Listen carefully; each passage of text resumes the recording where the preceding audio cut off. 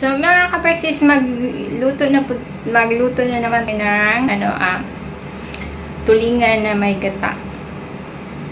Kasi palagi itong nire-request ng mga kasama ko, kaya nilulutuan ko na naman sila. Kasi nasasarapan sila palagi dito. So, ngayon is, nagpainit ng mantika kasi ang ibang isda iprito, yung iba nasa air fryer kasi kailangan natin magmamadali, hindi natin hawak ang oras. So, habang nagkagaya tayo ng mga ricado,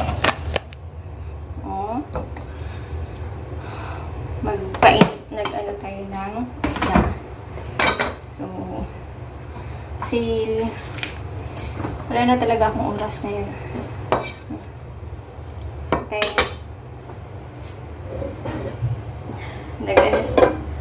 Nag-over ang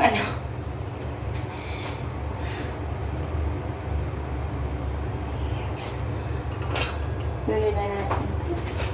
Yung ibang isda na luto na.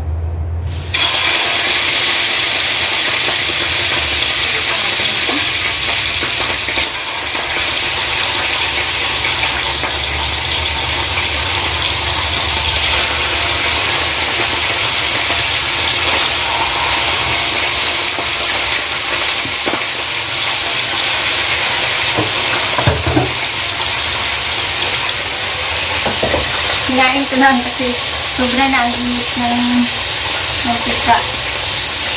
So,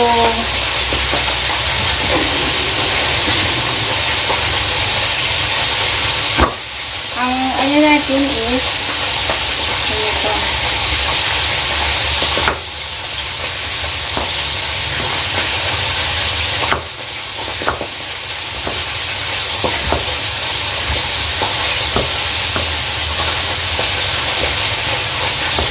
Paborito kasi nila to.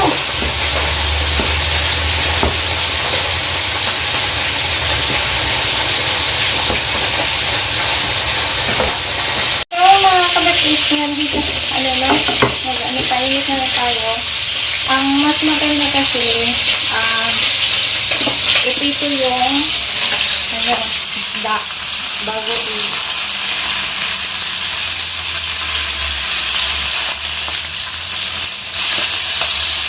i-gataan. So, dito na tayo.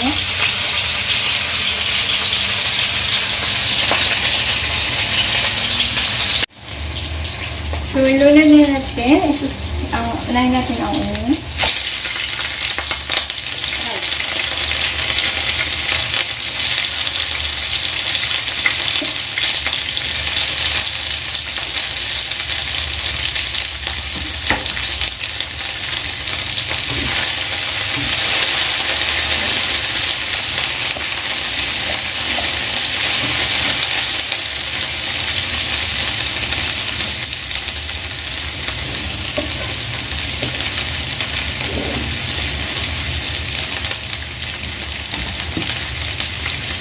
Tapos isunod natin ang bawang.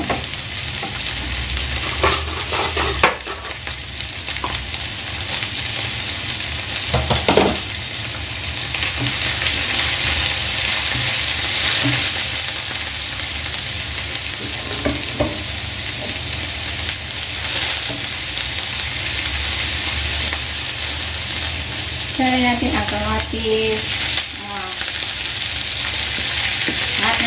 Sunod natin luya, kamatis. So, madami na. So, sunod na lahat.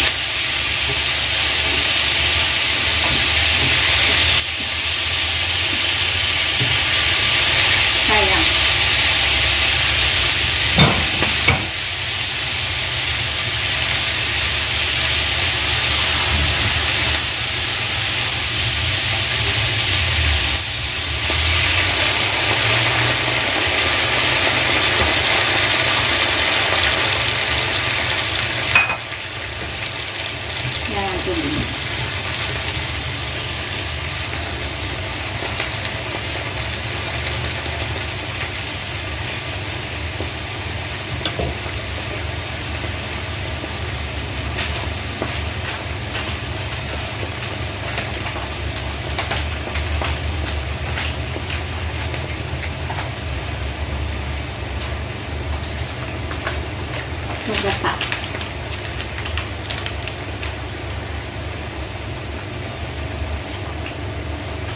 Gata yan ah. Kaso powder lang yan.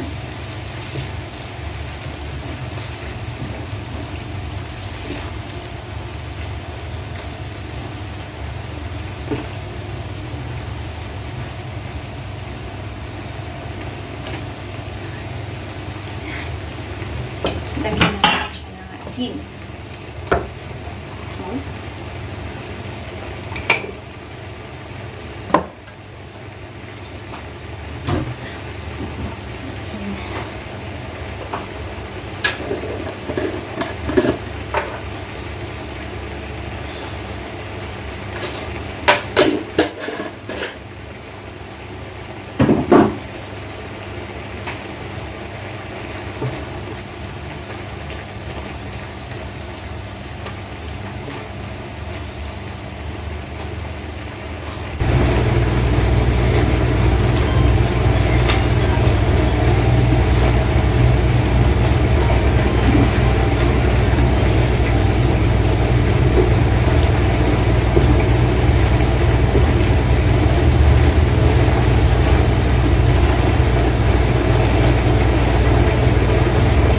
So, nalulod na natin ang isda. Sumunod ang isda. Ang importante is tawag nito, nakaprito. Tapos, saka nyo igataan kasi mas masarap. Yung pag ano nyo sa isda, yun lang. Betsan. Betsan, asin.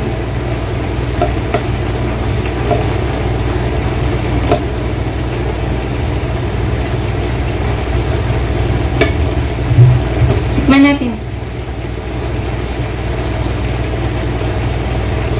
Perfect.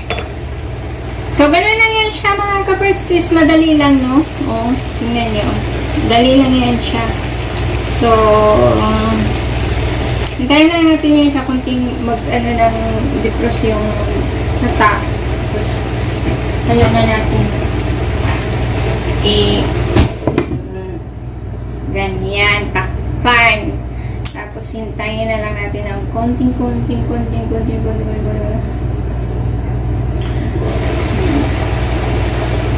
Yun lang. Ganun lang siya kadali. I-flip natin para mas masarap. Pag-flip natin. Tapos, itakpan na natin. Init.